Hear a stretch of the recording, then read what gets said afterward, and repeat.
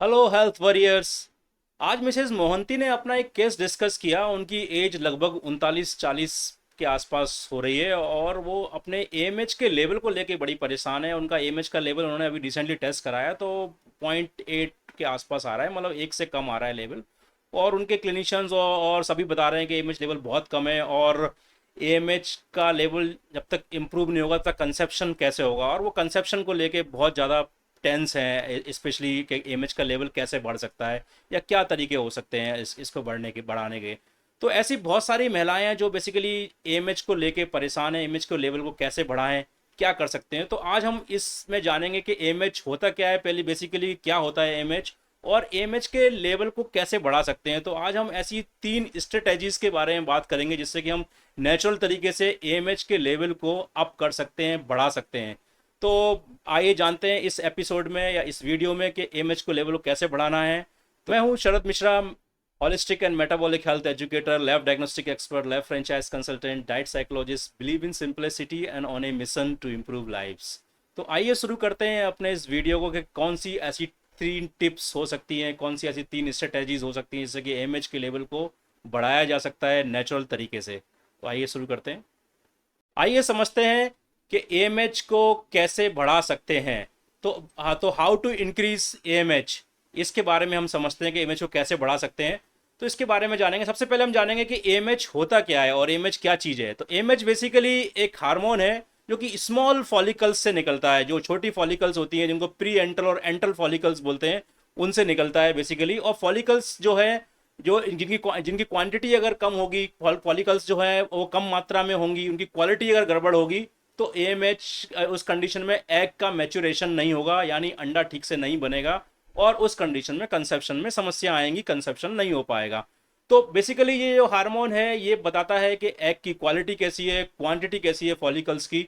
जितनी ज़्यादा फॉलिकल्स होंगी उतनी उतनी अच्छी क्वालिटी है फॉलिकल्स होंगी, उतना ही चांसेस होंगे एग के अच्छे से मैचुरेशन होने के और कंसेप्शन होने के। और एक चीज और आती है एएमएच के साथ में कि जैसे जैसे महिलाओं की एज बढ़ती है, एज बढ़ने के साथ साथ एएमएच का लेवल जो है एक समय के बाद जो है वो गिरने लगता है। स्पेशली 35 से 40 साल के आसपास की जो महिलाएं हैं, स्पेशली 35 साल जो क्रॉस कर चुकी हैं, उनमें एक ड्रॉप देखा जाता है एएमएच के लेवल में। और एक तो पीक आता है एक बार एएमएच का लेवल और उसके बाद ड्रॉप करने लगता है। और उस कंडीशंस में जो एएमएच का लेवल जब ड्रॉप करता है ऐसे कंडीशन में, तो इसमें कंसेप्शन में समस्याएं आती हैं। और एएमएच जो है बेसिकली ये हार्मोन पीसीओएस जो समस्या होती है, पॉलीसिस्टिक ओवेरियन सिंड्रोम जो होती है, उससे भी इसका लिंकेज है। अगर किसी को पीसीओएस की समस्या है, यानी जो फॉलिकल्स हैं बहुत छोटी छोटी मात्रा में, तो कई बार वो फॉलिकल्स जो है बहुत ज़्यादा मात्रा में एएमएच को प्रोड्यूस करती है। एएमएच की क्वांटिटी उसमें बहुत कभी कभी बहुत ज़्यादा बढ़ी हुई आती है, नॉर्मल से बहुत ज़्यादा कई गुना लेवल बढ़े हुए आते हैं, तो पीसीओएस के बारे में भी इंडिकेट करते हैं। और ये जो समस्या है एएमएच की, ये एज के साथ में है। मतलब जैसे जैसे जैसे एज बढ़ती है तो इसका लेवल जो है वो घटता जाता है। मतलब ये एजिंग की प्रोसेस के साथ में जुड़ा हुआ है, इसलिए इसको ओवेरियन एजिंग का हार्मोन भी बोला जाता है। कि जो ओवेरियन एजिंग बताता है कि जो ओवेरियन फॉलिकल्स हैं वो कितनी बूढ़ी हो रही हैं, किस तरीके से बूढ़ी हो रही हैं, कि उनकी जो एग की मैचुरेशन की जो क्षमता है वो किस तरह से बढ़ रही है।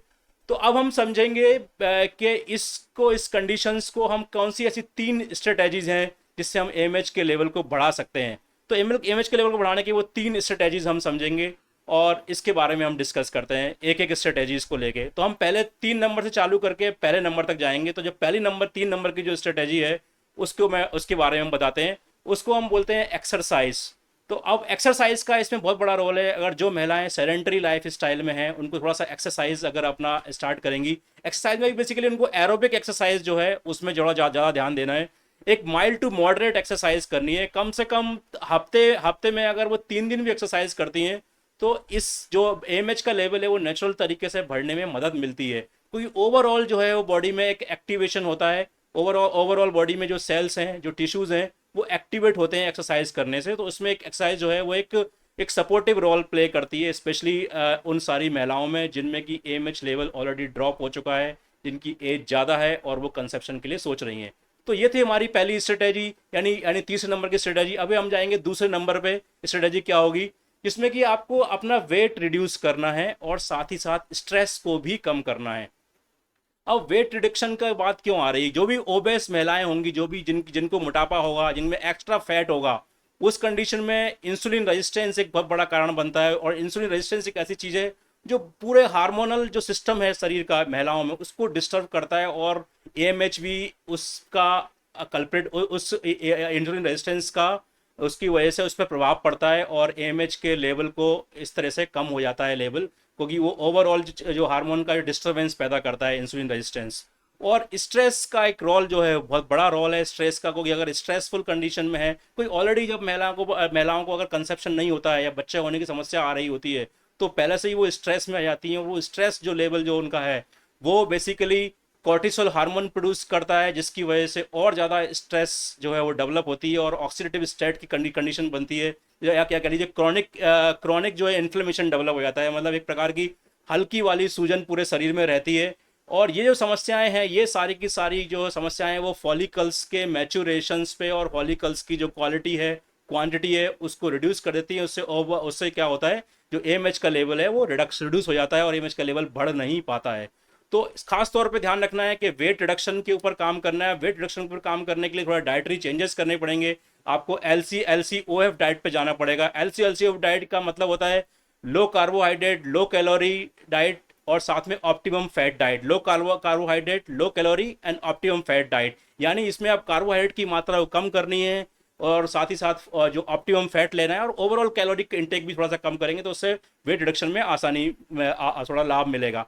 और स्ट्रेस के लिए आप कुछ मेडिटेशन कर सकते हैं, कुछ डीप ब्रीदिंग एक्सरसाइजेज आप कर सकते हैं, जिससे कि थोड़ा सा आप अपने आप को शांत कर सकें, क्योंकि ये जो एक्सरसाइज होंगी जिससे आप अपने पैरासिम्पथेटिक सिस्टम को एक्टिवेट कर पाएंगे, जिससे कि आपका ओवरऑल जो है वो बॉडी जो है वो स्पेशली ऐसी कंडीशन में जाएगा जिसको कि हम रेस्ट और ब्रीड वाली कंडीशन बोलते हैं। रेस्ट और ब्रीड की जो कंडीशन होती है हमारे पैरासिम्पथेटिक सिस्टम की, वो रिप्रोडक्टिव सिस्टम को जो है वो एनर्जाइज करता है, रिप्रोडक्टिव सिस्टम को जो है वो पूरी तरह से रिजुविनेट करता है, जिससे कि एएमएच के लेवल को बढ़ने में हेल्प मिलती है। तो स्ट्रेस का यहाँ पे इस तरह से आपको मैनेजमेंट करना है। तो जो इसमें नंबर वन जो सॉल्यूशन है, नंबर वन स्ट्रेटेजी है, वो आती है बेसिकली फूड से रिलेटेड है, खान पान से रिलेटेड है। सो सुपर फूड्स कह सकते हैं, लेकिन बेसिकली ऐसा कोई सुपर फूड कुछ होता नहीं है। ये सारी चीज़ें ही नेचुरली अवेलेबल चीज़ें हैं, जिसमें कि सबसे अच्छा सॉल्यूशन जो आता है कि विटामिन डी का बहुत बड़ा लिंकेज है इसके साथ में। जिन किसी भी महिलाओं में विटामिन डी का लेवल लो पाया जाता है आमतौर पर, जहाँ भी एएमएच का लेवल लो होता है, ऐसी बहुत सारी स्टडीज़ में ये प्रूव हुआ है कि विटामिन डी का लेवल जो है वो एएमएच के लेवल के साथ में कोरिलेट करता है। यानी इस कंडीशन में विटामिन डी को जो है वो बढ़ाना है। विटामिन डी के बढ़ाने का बेस्ट तरीका होता है कि आप सनसाइन लें, कम से कम 15 से 30 मिनट तक सनसाइन अगर डेली लेते हैं तो सबसे बेस्ट ऑप्शन है विटामिन डी बढ़ाने का। उसके अलावा आप विटामिन डी के सप्लीमेंट्स अपने क्लिनिशियन से बात करके लिखवा सकते हैं और वो भी ले सकते हैं अगर आपको लगता है तो। ये एक ऑप्शन हो सकता है विटामिन डी के सप्लीमेंटेशन का, जो कि बड़ा ही महत्वपूर्ण रोल प्ले करता है। उसके अलावा जिंक रिच जो फूड होते हैं, जिन फूड्स में जिंक पाया जाता है, तो ये जिंक जो है एक अनदर इम्पोर्टेंट फैक्टर है, जो कि बेसिकली फॉलिकल्स और जो एएमएच जो हार्मोन्स है उसके पूरे ओवरऑल जो प्रक्रिया होती है, जो केमिकल प्रोसेस होती है शरीर में, उसमें हेल्प करता है। तो जिंक रिच फूड किस तरह के होते हैं वो आप ले सकते हैं, जैसे कि जो चना होता है उसमें जिंक पाया जाता है, लेग्यूम्स में जिंक होते हैं, जो ब्लैक आइड बीन्स होते हैं उनमें जिंक पाया जाता है, राजमा है इनमें जिंक पाया जाता है। तो इस तरह के चीज़ जो फूड है इनकी क्वांटिटी आप बढ़ा सकते हैं अपने खाने में, ये बहुत ही इंपॉर्टेंट रोल प्ले करता है। उसके साथ ही साथ इसमें और भी चीज़ें इसमें रोल प्ले करती हैं, जैसे कि omega 3 fatty acids. Omega 3 fatty acids another very very important thing, जिसका कि आपको सप्लीमेंट के तौर पे या फूड से भी ले सकते हैं, या तो सप्लीमेंट लें या उसके फूड लें, ओमेगा 3 फैटी एसिड्स के, या ALA के, अल्फा लेलोनिक एसिड के, या EPA के, इनके आप सब सप्लीमेंट्स ले सकते हैं। इसके रिच फूड आप खा सकते हैं। इसमें basically salmon fish, oily fish, fatty fish जो है, अगर आप नॉन वेज हैं तो इसको आप कंज्यूम कर सकते हैं। उसके अलावा फ्लैक्स सीड्स, चिया सीड्स, इनमें भी अच्छी मात्रा में ओमेगा 3 फैटी एसिड पाया जाता है। या कॉड लिवर ऑयल्स के जो कैप्सूल आते हैं वो आप यूज़ कर सकते हैं एज ए सप्लीमेंट के तौर पे, क्योंकि ये सारी चीज़ें जो है वो ओवरऑल रिजुवनेट करती हैं, बेसिकली इस हार्मोन के बढ़ाने में हेल्प करती हैं इनडायरेक्टली, बेसिकली इस पूरे हार्मोन की प्रोसेस को इम्प्रूव करने के लिए। तो ये सारे फूड्स आप ले सकते हैं, जिसमें कि विटामिन डी और ओमेगा 3 फैटी एसिड से रिलेटेड कंपाउंड्स, जिंक के कंपाउंड। और एक चीज़ और इसमें ली जा सकती है, जिसको कि को Q10 बोलते हैं, को एंजाइम Q10 बोला जाता है, वो भी आप इसमें साथ में यूज़ कर सकते हैं। उसका सप्लीमेंटेशन आपको करना पड़ेगा क्योंकि वो बेसिकली वेजिटेरियन कंपाउंड में पाया नहीं जाता, बट हाँ ऑफ कोर्स जो नॉन वेज कंपाउंड है स्पेशली फिश में, मीट में वो पाया जाता है को एंजाइम Q10। उसका सप्लीमेंटेशन अगर वेजिटेरियन है तो उनको लेना पड़ेगा, उसको आप अपने क्लिनिशियन डिस्कस करके ले सकते हैं। तो ये हमारे सॉल्यूशंस थे, टॉप 3 सॉल्यूशन जिनसे कि नेचुरल तरीके से आप अपने AMH के लेवल को बढ़ा सकते हैं और इम्प्रूव कर सकते हैं और फर्टिलिटी की तरफ जा सकते हैं। जो कंसेप्शन की समस्या आ रही है उससे उबर सकते हैं, निकल सकते हैं। क्योंकि अगर फॉलिकल्स की क्वांटिटी अगर नहीं बढ़ती है तो कम से कम क्वालिटी जरूर बढ़ेगी, इसकी गारंटी है इन सारे चीज़ों से। This is the overall purpose. Purpose क्या है? कंसीव होना। क्वांटिटी अगर नहीं बढ़ती है तो लेकिन क्वालिटी जरूर बढ़ती है, इससे ये आपको ध्यान रखना है इस चीज़ के ऊपर। तो ये हमारे सॉल्यूशंस थे, और ऐसे बहुत सारे वीडियोस और ऐसे और भी इंफॉर्मेटिव जानकारी के लिए आप हमारे चैनल को सब्सक्राइब कर सकते हैं, लाइक कर सकते हैं, शेयर कर सकते हैं, और उन सभी महिलाओं तक पहुंचा सकते हैं जो इस तरह की समस्याओं से जूझ रही हैं, जिनको कि ऑलरेडी AMH का लेवल कम आता है और वो टेंशन में रहती हैं कि करें क्या आगे। तो बेसिकली ये एक अच्छा सॉल्यूशन है, एक नेचुरल सॉल्यूशन है जिसमें वो जा सकती हैं, और जिससे कि उनका कंसेप्शन या IVF साइकिल्स में अगर जा रहे हैं तो IVF साइकिल्स में भी उनको सक्सेस रेट मिल सकती है। तो आइए चलते हैं आगे, फिर किसी अन्य वीडियो में और नई इन्फॉर्मेटिव जानकारी के साथ फिर मिलते हैं आपसे।